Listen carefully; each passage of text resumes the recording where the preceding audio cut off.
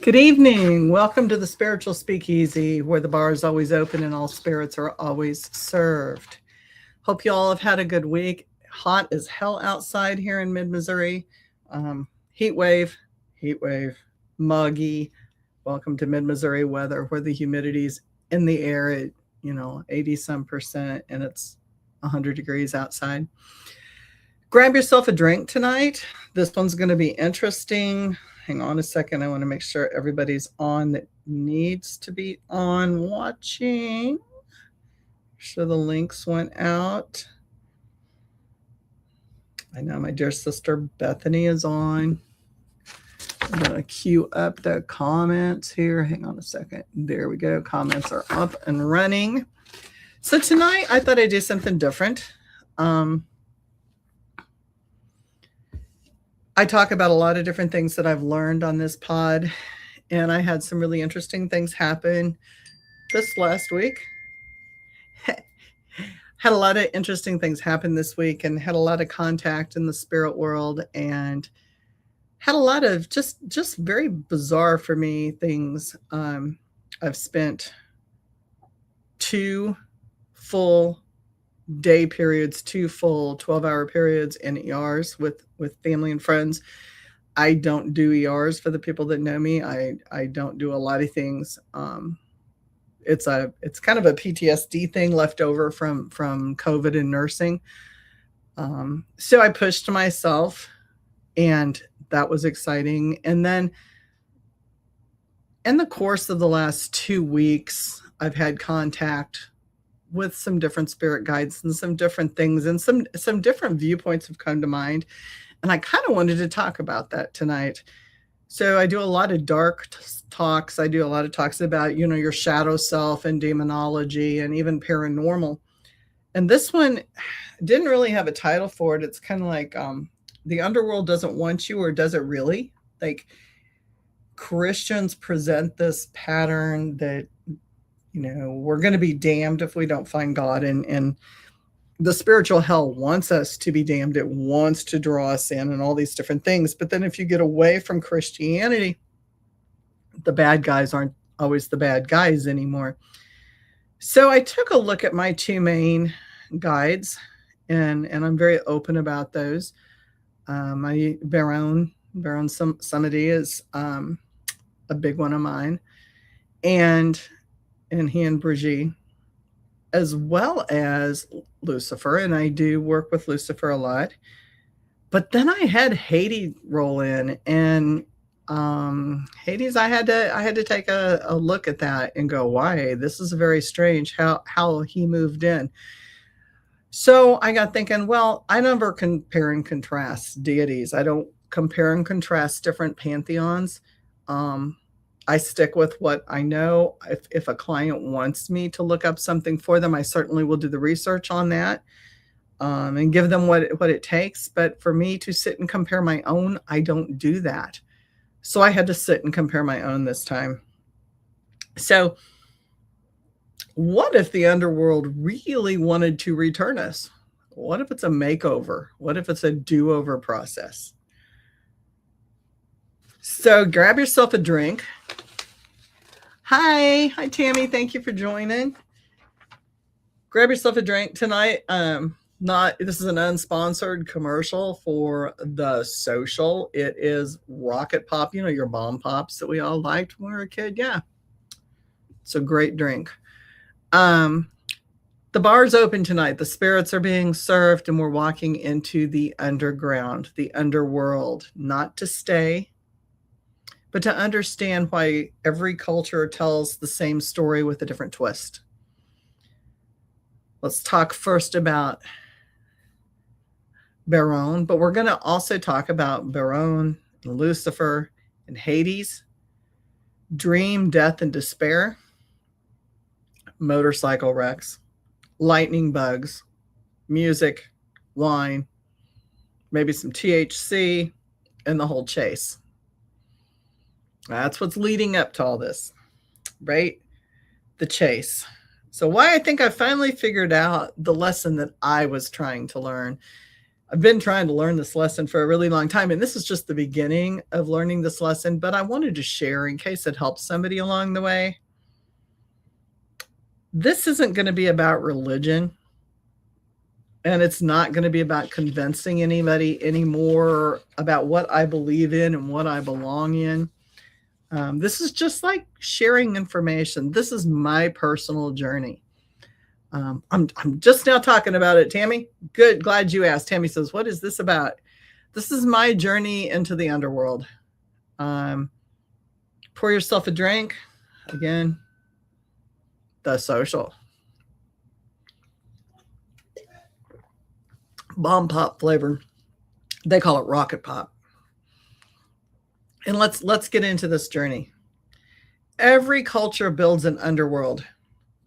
Egypt, Greece, your Voodoo cultures, Christianity, Norse, every civilization creates a place below, a place beneath. Why? Why do they do that? Not because humans are obsessed with dying, because we're obsessed with descending.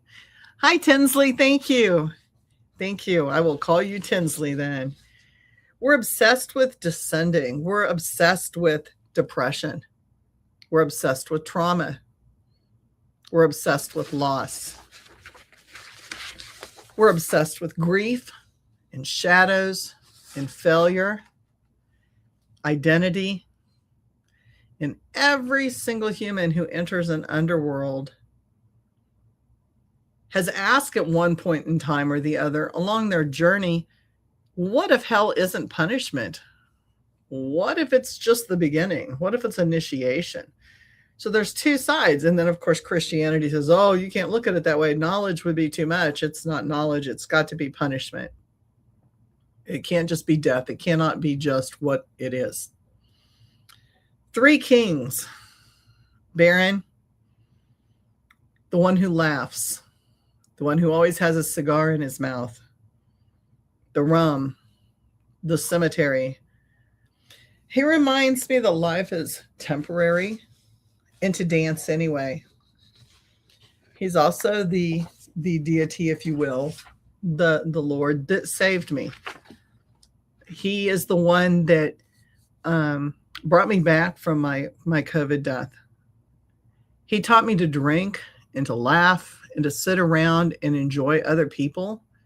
Even if I didn't agree with what they agree with, that camaraderie and living is far, far more important than being rigid and frigid and dying a human death. Love anyway. Take that chance. Take a chance on life. Lucifer brought me knowledge, music, a different form of sexual energy, desire, freedom, consequences big time. Because everything that you get, everything that you receive from him comes with a price, right? Consequences, big time. But freedom taught me to question everything, to accept responsibility for everything. Never surrender. Never surrender curiosity. Bye. Thank you for joining in. Stay longer next time. Hades taught me silence, stone, peace, order. Came to me in a long, long night. And this morning I ended up doing a full head wash and releasing some things, which is like, what you're supposed to do on the 28th. We're supposed to have released everything this month that no longer serves us because it's now the summer solstice. It's the new beginning of a full bloom in beauty. He came to me with no intoxication, no performance, just simply, I am here. It is time. and you pretty much need to get your shit together. Sit, be, and enough were the words. Sit down, be, just be, and enough. Be enough. You are enough. Don't try to be anything else. Why would my journey take me through all of those? I mean, that's a good question. Why would it take me through all three? So my hashtag is Smoke, Sin, and Silk. I am the paranormal courtesan, and I've got that hashtag too. Like, you can look me up and watch our videos from that. But smoke, what about smoke? Smoke disappears, right? It leaves traces. You can smell it. But everything is smoke. Smoke is the chase. Smoke is the experiences. It's the trips. It's the visions. It's the investigations. It's the really wild adrenaline rush when you get to talk to something that someone can't see. Sammy, this is a paranormal, spiritual speakeasy podcast. The adrenaline is the smoke. The darkness is the smoke. The mystery. Smoke teaches movement. Smoke moves. It burns. Thank you. Yes, we appreciate that. Smoke teaches movement, but smoke also never stays. The remnants of smoke stays. The remnants stay. The smell stays. The soot stays. But smoke itself moves on. Silk. Silk seduces. It's beautiful. It's soft. The touch on your skin, the music that goes with it, the wine, the bodies, the connection. There's intimacy with silk. There's power. Silk is not evil. Silk reminds us we're human.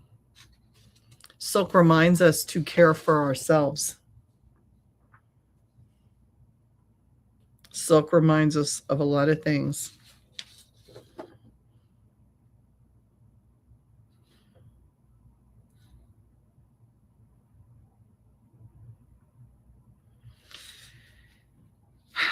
Silk and smoke together. Silk and fire is never a good idea. Silk and smoke. Think about how that moves together. Thank you so much, Sammy. Appreciate you. Thank you. We have a lot of good videos on. This I have to put the two together, smoke and silk, because you see people in silk parlor jackets, smoking cigars. You see people dancing in courtesan days with their silk and their, thank you, their silk and their around campfires or around torches. So there's smoke involved with those. A lot of times your dancers will dance in silk while working with flames.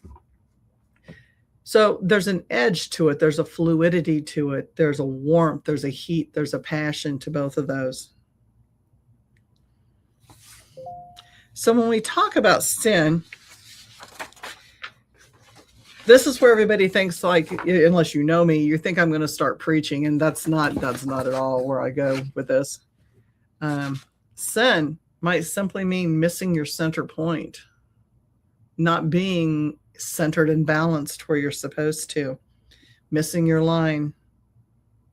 For me, sin was a church-derived word that had a very judgmental meaning. And, you know, if you sinned, you were going to hell, straight to hell. You know, you can be forgiven. We weren't that rigid. But there are a lot of guilt. Being Episcopal, you know, diet Catholics, all the fun without the guilt. But we did have guilt. We had a lot of it. Missing your center, missing your line. For me, it wasn't about sex. It wasn't about wine. It wasn't about Lucifer or Baron or darkness. The things that people have judged me for and said I was, you know, sinful of.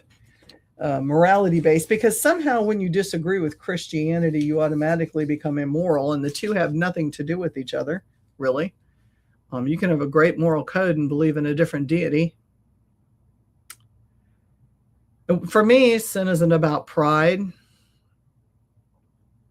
To me, the whole thing was about forgetting why I started my walk, about why I started this whole journey. That was my sin. Like, why, the whole purpose of why I lost me, or how I lost me, or why was I even trying to find me, which I go back so far now, I have no idea. Like, I can't tell you why I started this. I don't know why. That's a weird thing to say. I don't know why. Because it's honest. I think, my journey was because dead people tend not to lie. When you're a psychic and you hang out in the world of the dead, there's not the lies. The shadow doesn't lie to me. Trauma doesn't lie. My perceptions may be off, but it doesn't ever lie. And grief doesn't lie. But somewhere I stopped descending to learn, and I started descending because I liked descending. I liked the darkness. I liked the fun. I liked the playfulness. I liked the seduction, loved the seduction of it. The chase also became part of the purpose. The mystery became my identity. The rabbit hole became that very familiar home. Not my home, not my center, not my balance, but the whole rabbit hole.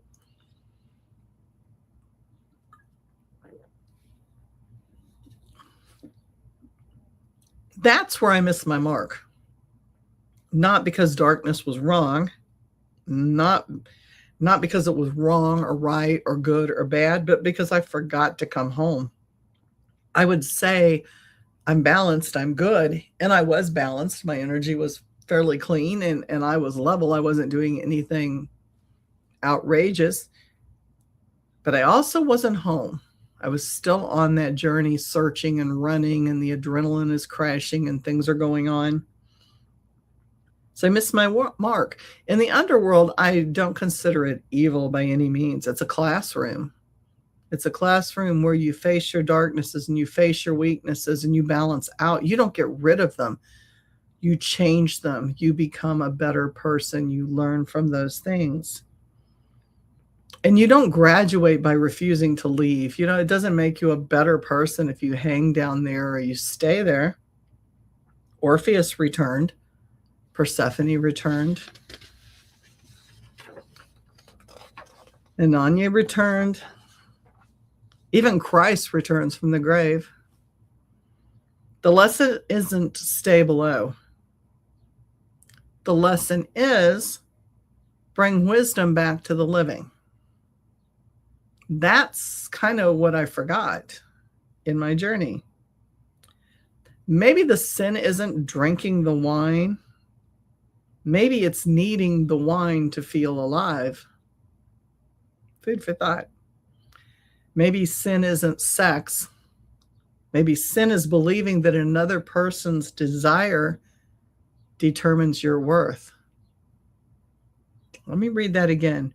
Maybe sin is really believing that another person's desire determines your worth. Maybe sin isn't knowledge. Maybe sin is believing knowledge alone will save you. Because all the knowledge in the world isn't going to save you if you don't incorporate that and use it for the means that you have received it for. Maybe sin isn't Lucifer. Maybe it's giving another thing, another entity, the driver's seat that belongs in the passenger seat, and yet you're asking permission continuously from it. And for the few people that I know personally that are on watching tonight, I'm going to repeat that. Maybe sin is really giving the driver's seat over to something that belongs in the passenger seat. And then we ask permission for whatever we need. That's a really deep thought for me. My motorcycle wreck taught me something big. Baron taught me something bigger. Lucifer taught me the patience to sit and listen through everything everyone was saying and to discern and to look for more knowledge and look for an understanding of the knowledge I have so that I could incorporate it into my daily life. Hades taught me to do something crazy, to sit and be, to sit and just be enough as I am in this moment, to quit chasing, to quit running, which doesn't mean to quit learning. It means it's time to go home. You can go back on other trips, other journeys, but you need to touch base at home. You need to find your center again. And it was like a breath of fresh air when this hit. It was truly a deep breath and a sit and stay this time. You don't need all of this other stuff. This is what you need. You're now here. You now have your boundaries. You now have these things in place that are designed to help. So then there was a lightning bug. And enter the said lightning bug, and you're thinking, what the hell is she talking about now? There's a lightning bug, right? In the middle of everything going on, and got the message. Anything going on and everything going on, a lightning bug flew into my room, which is darkened. The house is dark tonight.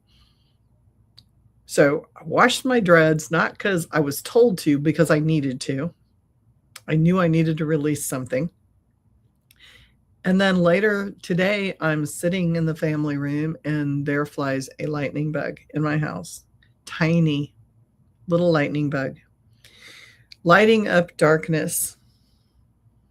And I laughed because I have spent literally years searching for that lightning, something that lit up my darkness and helped me to understand. And then the wisdom comes in the form of a lightning bug tonight. Tiny little lightning bug, tiny little light, moving through the dark room, not destroying the darkness, not lighting up the whole fucking room, because he did not. He did not light up the whole room. Just making his own little path in the darkness, just flying through, making his own little path, a tiny little light. He didn't destroy the darkness. He's living inside the darkness, doing his own little thing. And that was enough. And I put all that together and I was like, damn, it's enough for the lightning bug. That's strange. Like he's happy doing his thing. Why can't I be happy with what I have? Like that's a thought too, right?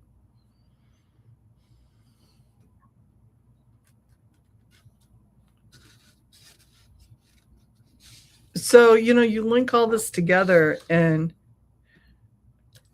I used to think that spirituality meant choosing a side. And I do think there is a spiritual war out there between some really dark things.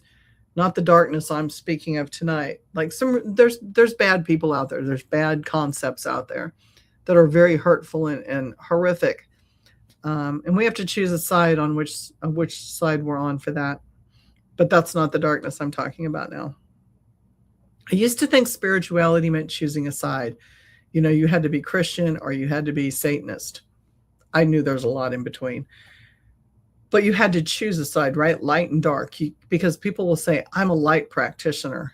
I'm a love and light. I don't deal with darkness. Darkness is evil, and it's I don't speak dark. I don't hear dark. And you can't have light without dark.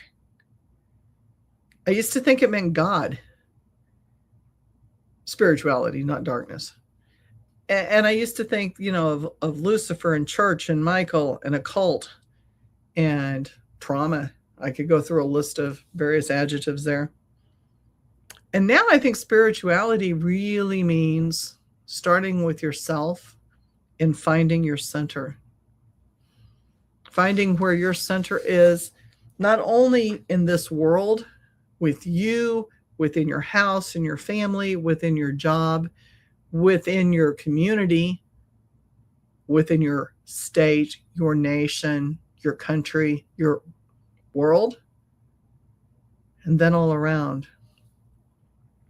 Smoke, sin, and silk, none of those are enemies. They're not the bad things.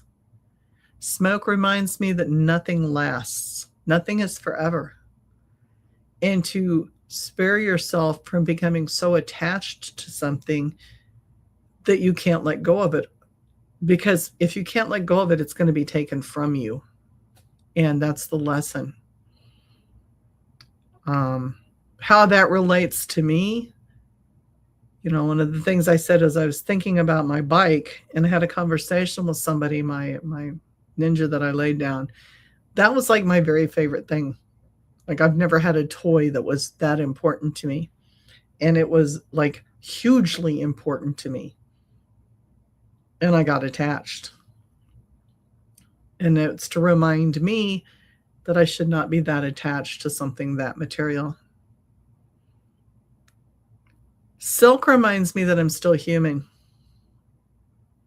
I'm still human, and I still need other people, and I still need to be soft in a lot of ways. You can be a badass and paranormal, or you can be a badass searching out for this thing or that thing, and you can be this and you can be that, but you still need to be human, and you still need to be conscientious that there's other people out there that are also in need, and give of your time and what you have to assist the community and assist your fellow human beings.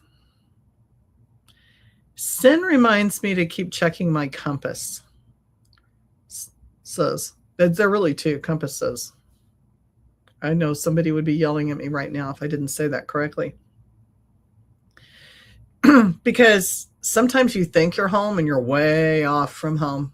You're on a completely different state line. Baron taught me to live. Lucifer gave me a shit ton of knowledge and experiences and consequences. Hades taught me peace. Where I'm at right now. Dream. Dream. Dream taught me change.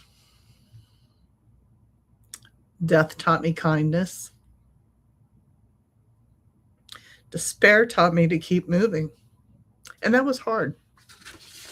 That is a very hard thing sometimes, to keep moving.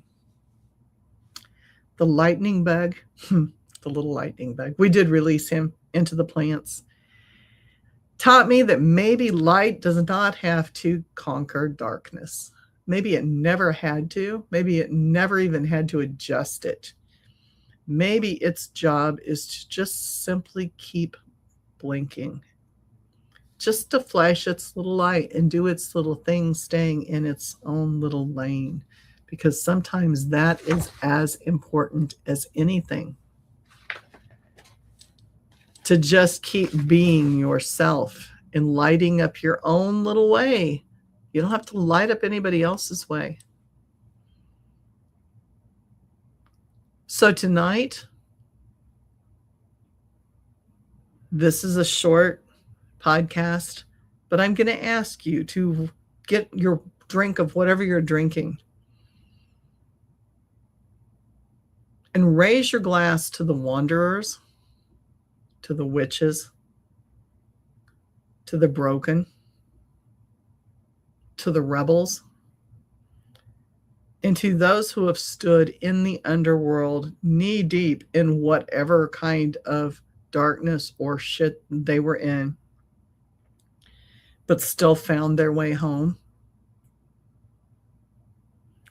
Because in the underworld, I don't think it ever wanted to keep you. It wanted to introduce you.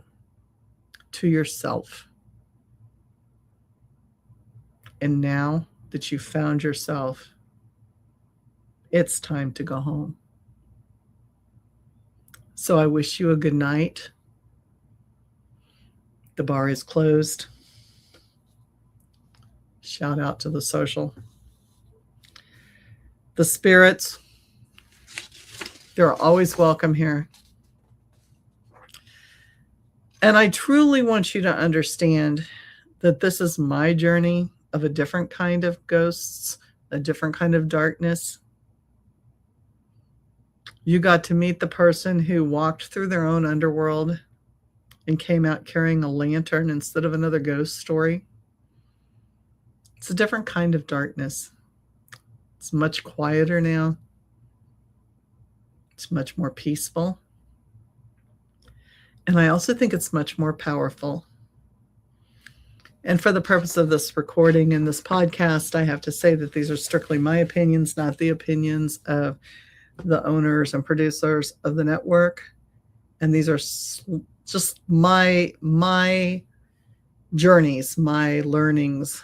And I wanted to pass that on to you. Good night, Sammy. Thank you. I hope you liked it. Next week, we're going to have a guest. I'm winging it summer. It's crazy. It's crazy. But we do have people coming on with different backgrounds, and I look forward to that. Stay safe, stay cool, stay hydrated. And I'm going to cut you short tonight. I love you all. Have a great week. Thank you for joining the Spiritual Speakeasy. Night, y'all.